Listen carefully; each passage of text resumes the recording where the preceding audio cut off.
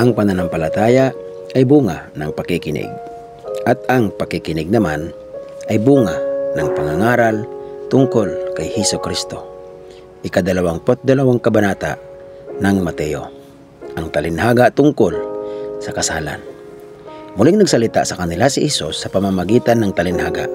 Sinabi niya, "Ang kaharian ng langit ay katulad ng isang haring nagdaos ng isang handaan para sa kasal ng kanyang anak na lalaki.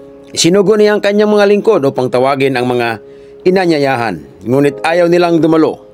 Muli siyang nagsugo ng iba pang mga lingkod at kanyang pinagbilinan ng ganito, 'Sabihin ninyo sa mga inaanyayahan na nakahanda na ang mga pagkain, kinatay ng aking mga baka at mga pinatabang guya, at handa na ang lahat.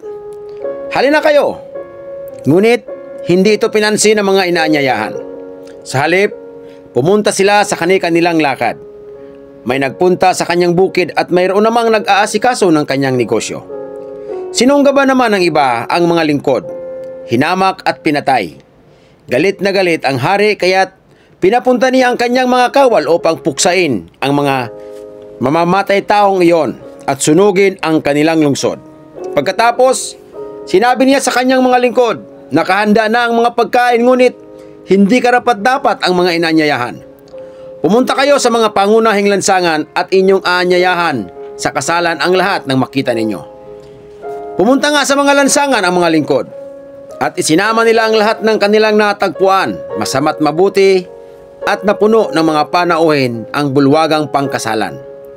Pumasok ang hari upang tingnan ang mga panauhin. Nakita niya ang isang taong hindi nakadamit pangkasalan. Tinanong niya ito, "Kaibigan, bakit ka pumasok dito nang hindi nakasuot ng damit pangkasalan?" Hindi nakasagot ang tao, kaya't sinabi ng hari sa mga lingkod, "Talian ninyo ang kanyang kamay at paa, at itapon siya sa kadiliman sa labas. Dooy mananangis siya at mangangalit ang kanyang mga ngipin." Pagkatapos nito'y sinabi ni Hesus, "Marami ang tinatawag, ngunit kakaunti ang pinili." Ang pagbabayad ng buwis. Umalis ang mga Pariseo at nag-usap-usap kung paano nila mahuhuli si Hesus sa kanyang pananalita. Kaya pinapunta nila kay Hesus ang ilan sa kanilang mga alagad kasama ng ilang tagasunod ni Herodes. Sinabi ng mga sugo, "Guro, nalalaman po namin kayo tapat at itinuturo ninyo ng buong katotohanan ang ibig ng Diyos na gawin ng mga tao. Wala kayong itinatangi sapagkat patas ang pagtingin ninyo sa mga tao. Ano po ang palagay ninyo? Naaayon ba sa kautusan na magbayad ng buwis sa emperador o hindi?" Alam ni Hesus ang kanilang masamang layunin, kaya't sinabi niya, "Kayong mga mapagkunwari, bakit binibitag ninyo ako? Ipakita ninyo sa akin ang isang salaping pambayad sa buwis." At ipinakita nga nila ang isang salaping pilak. "Kaninong larawan at pangalan ang nakaukit diyan?" tanong ni Hesus. Sa emperador po," tugon nila. Kaya't sinabi niya sa kanila, "Kung gayon, ibigay ninyo sa emperador ang para sa kanya, at sa Diyos ang para sa Diyos." Namangha sila nang marinig ito, at sila'y umalis. Tungkol sa muling pagkabuhay. Nang araw ding iyon, may lumapit kay Hesus na ilang Saduseyo. Ang mga ito ay hindi naniniwalang muling mabubuhay ang mga patay. Sinabi nila, "Guro, itinuro po ni Moises na kung mamatay na walang anak ang isang lalaki, ang kanyang kapatid ay dapat pakasal sa nabiyuda upang magkaanak sila para sa namatay. Noon po'y may 7 magkakapatid na lalaki rito sa amin. Nang nag-asawa ang panganay at namatay siyang walang anak, kaya't ang kanyang asawa ay pinakasalan ng kanyang kapatid. Gayon din po ang nangyari sa pangalawa, sa pangatlo hanggang sa pampito. Pagkamatay nilang lahat, namatay naman ang babae. Ngayon, sino po sa 7 ang magiging asawa niya sa muling pagkabuhay?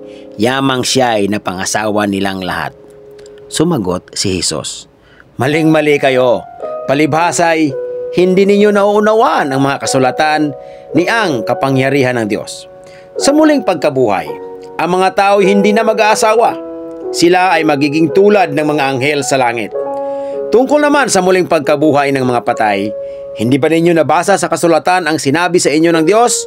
Sabi niya, Ako ang Diyos ni Abraham, Diyos ni Isaac, at Diyos ni Jacob.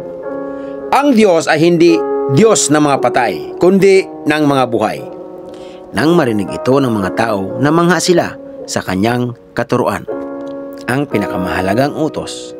Nagtipon-tipon ang mga Parisiyo nang nabalitaan nilang napatahimik ni Hesus ang mga Saduseyo. Isa sa kanila na dalubhasa sa kautusan ang nagtanong kay Hesus upang subukin ito. Guro, alin po ang pinakamahalagang utos sa kautusan? Tanong niya. Sumagot si Hesus. Ibigin mo ang Panginoon mong Diyos ng buong puso mo, buong kaluluwa mo at buong isip mo. Ito ang pinakamahalagang utos. Ito naman ang pangalawa. Ibigin mo ang iyong kapwa gaya ng pag-ibig mo sa iyong sarili. Sa dalawang utos na ito nakasalalay ang buong kautusan ni Moises at ang katuruan ng mga propeta. Ang tanong tungkol sa anak ni David. Tinanong naman ni Hesus ang mga Parisiyong nagkakatipon doon. Ano ang pagkakakilala ninyo tungkol sa Kristo? Kanino siyang anak? Kay David po, sagot nila. Sabi ni Hesus, kung gayon, bakit siya tinawag ni David na Panginoon noong pinatnubayan siya ng Espiritu? Ganito ang kanyang sinabi. Sinabi ng Panginoon sa aking Panginoon, maupo ka sa kanan ko hanggang lubusan kong mapasuko sa iyo ang mga kaaway mo. Ngayon, kung si David ay tumawag sa kanya ng Panginoon, paanong masasabing anak ni David ang Kristo? Isa man sa kanila, walang nakasagot at mula nooy wala nang nangahas magtanong sa kanya.